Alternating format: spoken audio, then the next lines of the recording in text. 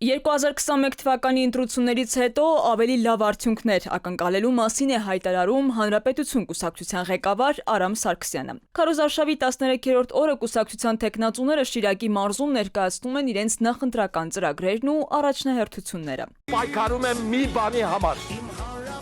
մեր երկրի ապագայի համար, այդ լուսամուտից նայող երեխաների համար, քեզ համար Հայաստան, քեզ համար։ Արամ Սարգսյանի խոսքով կուսակցությունը վերջին տարիներին զգալիորեն ամրապնդել է իր դիրքերը տեղական ինքնակառավարման մարմիններում։ Նրա գնահատմամբ, եթե 2021 թվականի խորհրդարանական ընտրություններում հավաքել էին շուրջ 3,3% ձայն, ապա այժմ արդեն տարբեր համայնքներում ունեն ներկայացվածություն ավագանիներում, իսկ Մեղրի եւ Թումանյան համայնքներում նույնիսկ կարողացել են հաղթանակ գրանցել։ Ընտրությունները շատ կարևոր են, շատ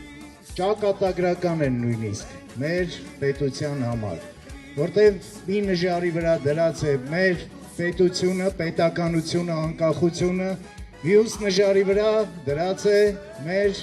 գուբերնիա դառնալը, վերադառնալը դեպի